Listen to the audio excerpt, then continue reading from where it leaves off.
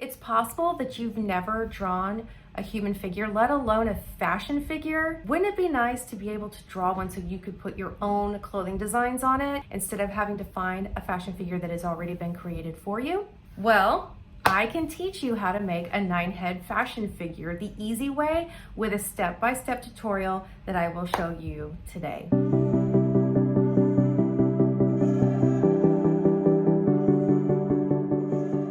Hi, I'm Athena, and I like helping young fashion designers by teaching them the skills that they need so that they can develop and realize their own talents.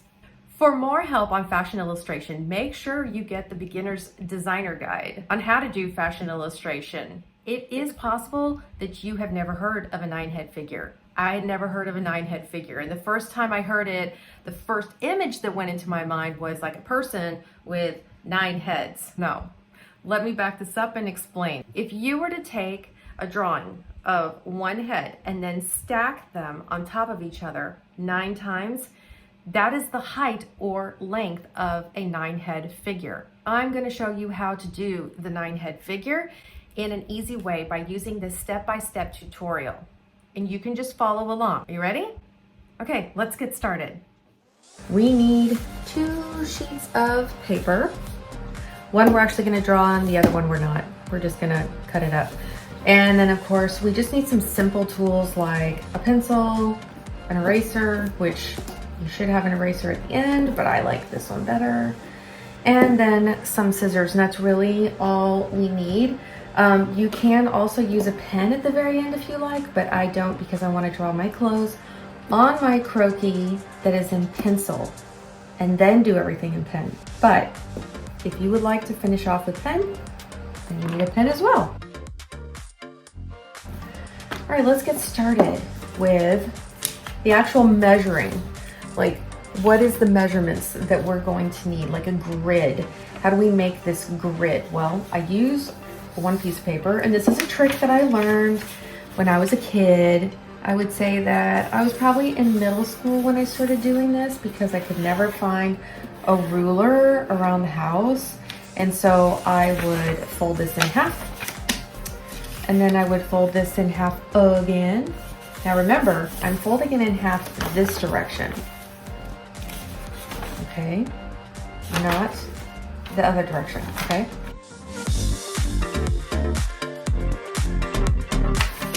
I don't need this one anymore. See you later. This is the one I need, but it's still not the right size. I need to fold it one more time. And I have made myself like a type of ruler, something that I can just use over and over. You'll see what I mean in just a second. Okay, I've already tested this, so I know that I can get 9 of these down this sheet of paper. Now you could start way up here at the very top, but I don't like to just because I don't want my head to be right up at the very top. So I'm gonna start down around here, and I'm gonna put my first line across, all right? This is my ruler. Should do it really light, but I don't wanna do it too light on this video because then you won't see it. See, you already can't see it. Let me go ahead and get that darker for you. Oh, now it's not straight. Oh, now it's not straight. You see, this is what happens, but that's okay. We don't have to be perfect, especially with the ruler. We're just gonna erase it, okay?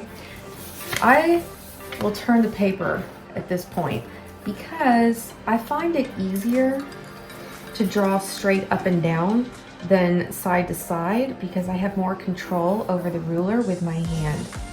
So that might not be you, but that is me. And I'm just gonna keep drawing these down the page or across the page if you look at it this way. Let me get that done real quick.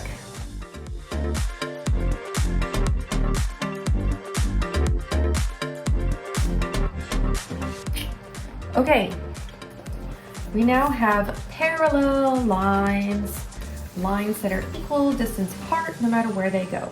That's what I like to tell my students all the time. And let's see how many there are. 1, 2, 3, 4, 5, 6, 7, 8, 9. Perfect. That is perfect. At this point, I will normally put like little numbers off to the side. So this is 1, 2, 3, 4, 5, 6, 7, 8, and 9. You are gonna walk away from this video just hearing the number 9 so much. Okay, people are symmetrical. Symmetrical means that it's the same on either side. Both of my hands are the same and they're on either side of my body. My eyes, my ears, 2 of the same. You already knew that. But I wanted to make a point because we need to fold this in half so that we are able to make sure that as we're drawing this, we are gonna draw it the same on either side. First thing that we're gonna put is the head, which is in number 1. And the head is basically just an oval. Sometimes practice makes perfect when it comes to an oval. And honestly, remember, this is in pencil. Pencil does not have to stay for the final drawing. You can make it as messy as you want, okay? Something happens with adding more lines. So in between 1 and 2, halfway through that, you need to put a dotted line so that you know where the shoulders are supposed to go, okay? Now, granted, the shoulders are not this big, but just so you know, okay? We could even title these. Okay. A little song. Okay, but how do we know how wide the shoulder should be? Well, let's see. The head, you look at this handy little ruler, right? You get to draw all over it. The head that we made, I usually, go a little bit this way, is this wide. So that's a 1 head, right? 1 head. And then if we do it again, we have 2 heads. So the shoulders are actually 2 wide, with this one being right in the middle, okay? So that is the shoulders. Now let's go down to the waist. The waist is on number 3. Okay. You don't have to mark yours right now. I just wanted you to know. Okay, so the waist is only 1 head wide. So I'm gonna put a mark there and put a mark there. And this is the center. So that's pretty close to the center. You'll notice I'm not a huge perfectionist when it comes to this. All right, hips. Hips are gonna be on number 4. Hips. And hips are also 2, just like the shoulders, with this mark being in the middle.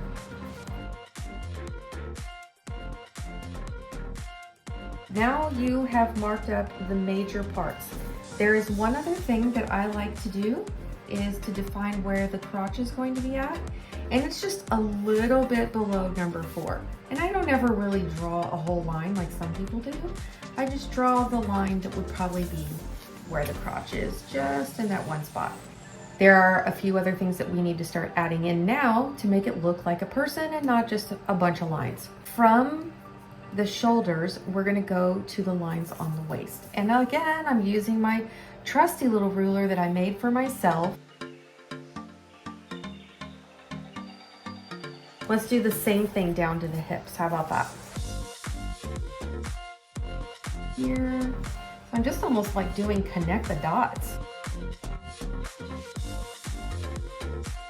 Do you think it's starting to look more like a person? Okay, let's keep it going then.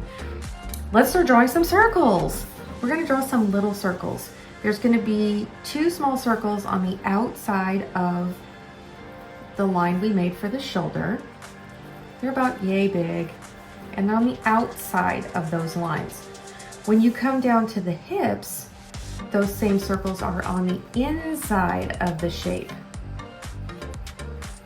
Just like that. Perfect.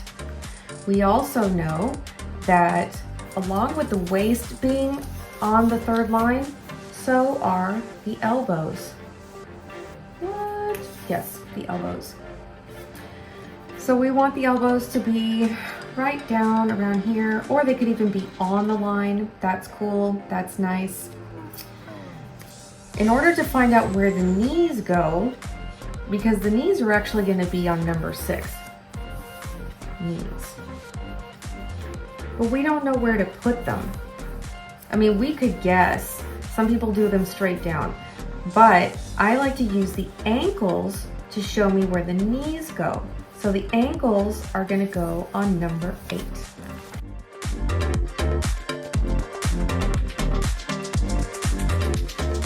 Now what I do in order to figure out where the knees go is I will take my trusty ruler, yay, and the center of this hip or of the hips, I will draw from there down to the ankle with a little line. I'm drawing mine dark. Now I know where to put my knees because here's the knee line, here's these lines, and that's where I'm gonna put the knees. Ta-da! We have a stick person. We're probably missing, let's see. Let's put the wrists. So if you took this arm, you went down to the elbows, the wrists are gonna be right where the hips are. On either side, we're symmetrical. Now it looks like we just need to put this thing together. So the first thing I'm gonna do is give her a neck. And I think you kind of know like how thin that should be. And we don't go all the way down, we just kind of go to there.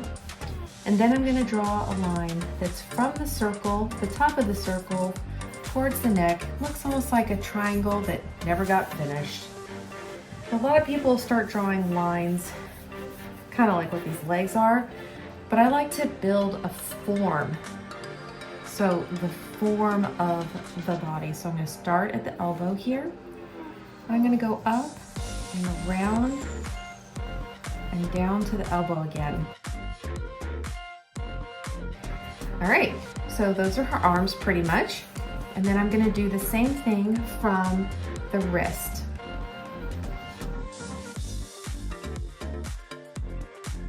Now you'll notice that I do try to make these a little bit bigger up in this part, just because that's the way our arm is built. I'm gonna do a basic hand now by putting a line that goes about halfway through her thigh, and then another one here, so that would be like her first finger.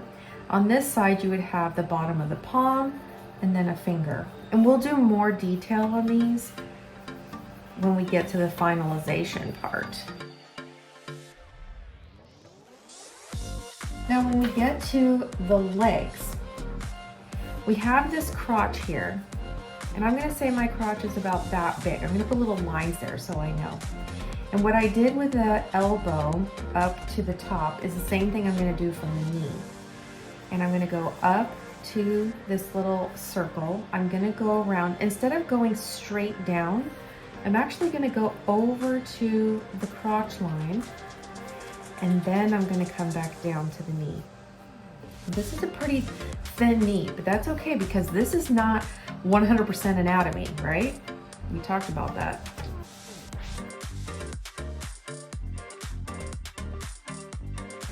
Now let's do the calves. Now the calves are a little bit different because whenever you look at the side of a calf, it kind of comes out a little bit like that. So when I'm going from the ankle, I have to accommodate having that part of the calf. All right.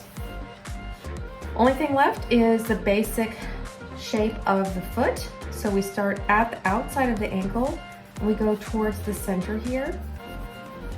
We don't have to go all the way down to 9. We really don't. It's not necessary. We'll do some lines on the outside of the foot, and then I like to do some kind of a curve like that. And like I said, when we get to finalizing, we'll make this all look super beautiful. But essentially, you have what you need. You might want to put some more shape into the elbow, if you like, and into the knee, if you like. It's not absolutely necessary if you know what you're doing or if you practiced a lot. Okay, this last part is finalizing. the actual 9-head figure.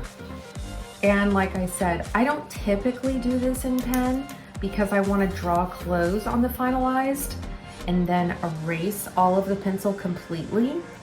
But for the sake of this video, I am going to do it in pen so you can see the difference between what is the pencil and what is finalized. So I'm going to go ahead and start with the head.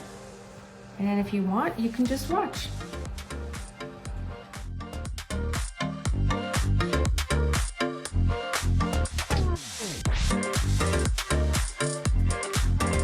So this is my 9-head easy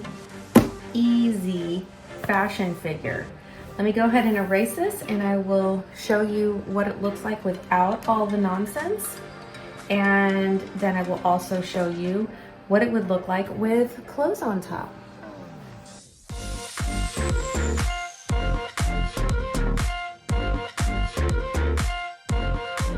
Nine-head fashion figure.